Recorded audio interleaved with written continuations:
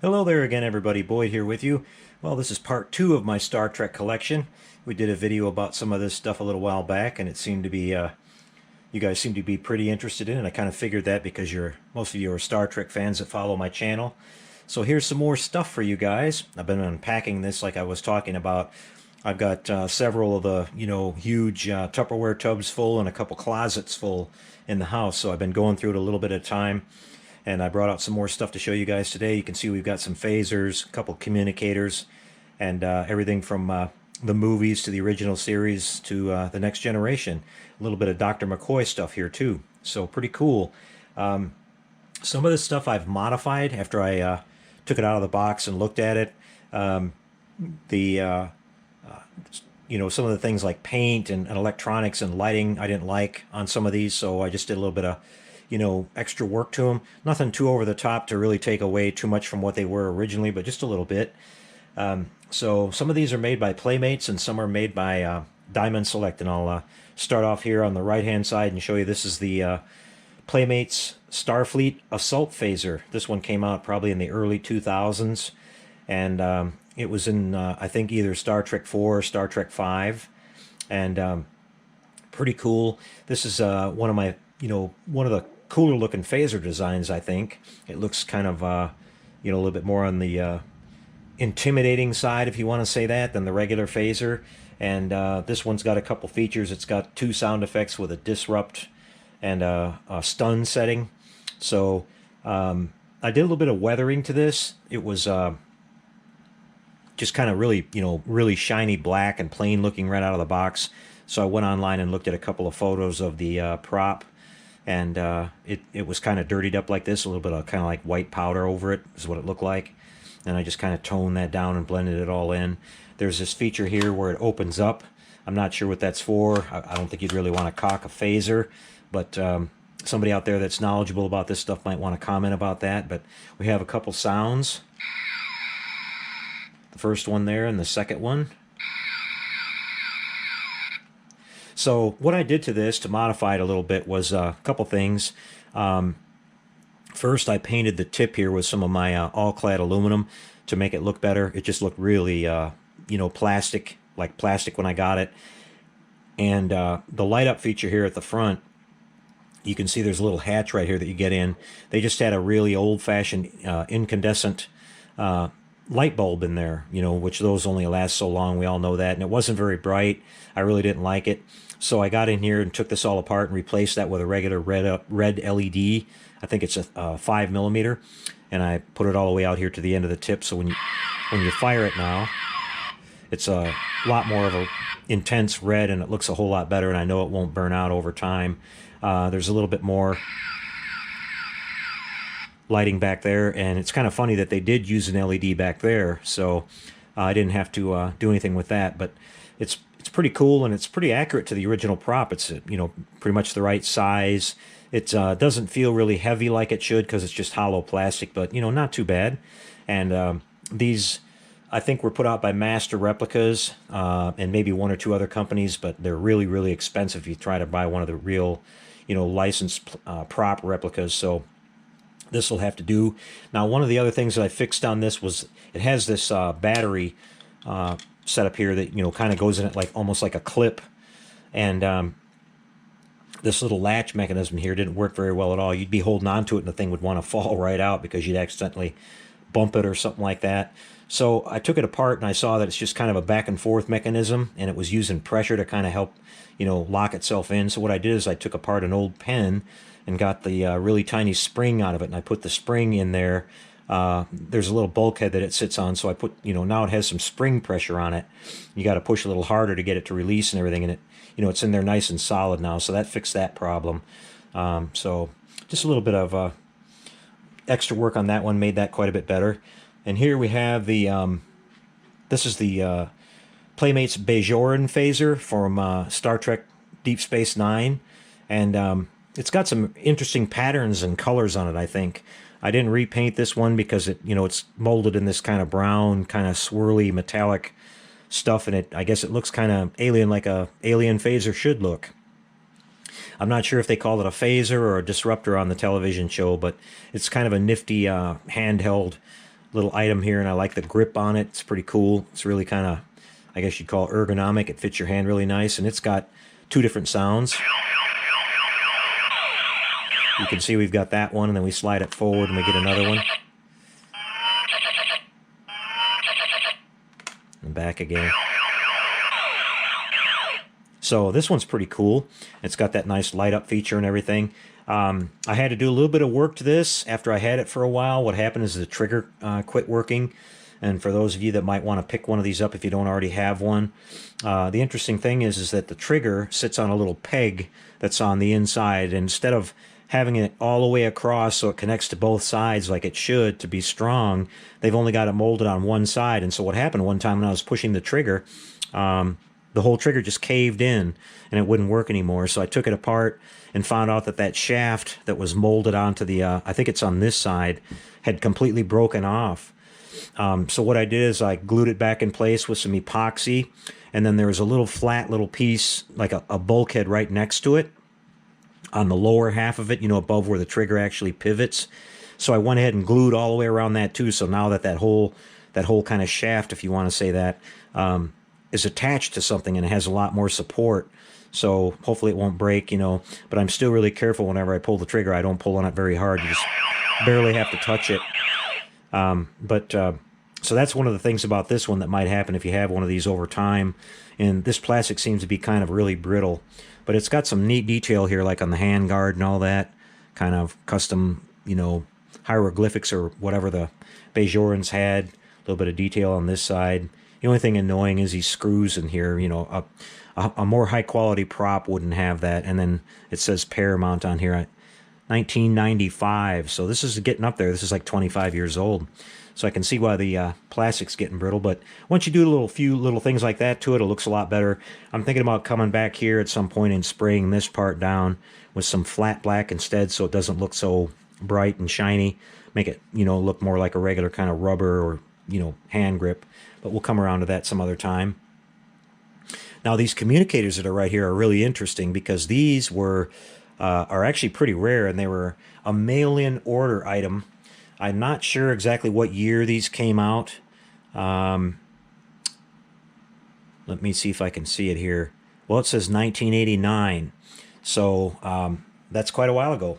But Procter Gamble, who actually makes Colgate toothpaste, of all places, had a coupon that you could clip out of a magazine or whatever for Colgate toothpaste and advertisement. And you sent that in along with, I think, God, I can't remember. It was pretty cheap, though. I think it was around $9.99 for shipping and handling. And you got this really cool set of communicators. And these are actually functioning walkie-talkies. You can see they got the little antenna that comes up. These kind of remind me of the old Mego communicators, which I do have a set of those, and I'll show you that set when we get a little bit farther down the line. They're in one of the other boxes. But so they don't have a lot of functions. They don't light up, or they don't, you know, none of the buttons work. The only button that works here is on the side to transmit. But they still look really cool, and they've got the proper, you know, size to them and everything, where you'll see that the Mego communicators really don't look like the original communicators at all, other than the lid opens up on them, and they're huge, and they're kind of a powder blue color, so they look kind of strange. But these were really cool. And somewhere I've got the original coupon that I cut out here too. I cut out another one and saved it and kept it in the original box and all that, but I thought you guys would like seeing these.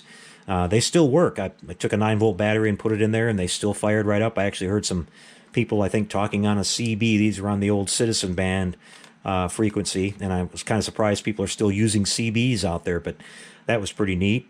So those are cool. Then over here we got the Playmates laser pistol, otherwise known as Captain Pike's pistol.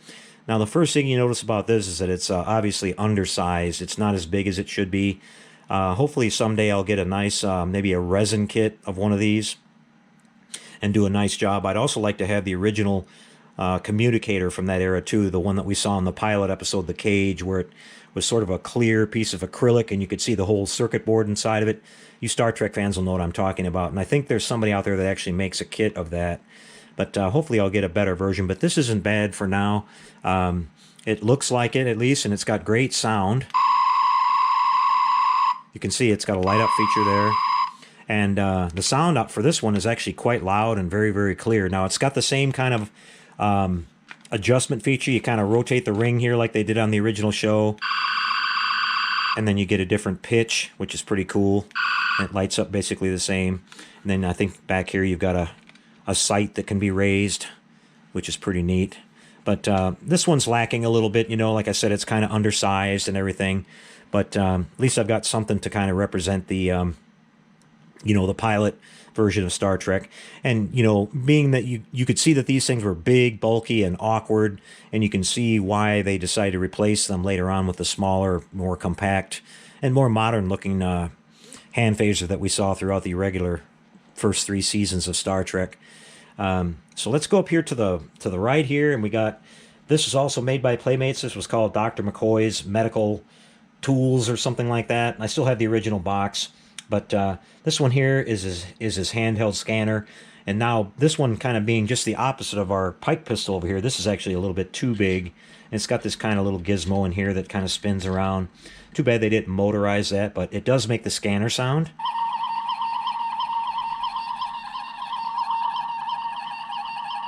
And that's pretty cool, and it's nice and loud and clear. So that one came with the set. And then we have this kind of hypo spray or hypo analyzer, whatever you want to call it. I don't have any batteries in it right now, but it just has a little light up feature here at the tip when you push it.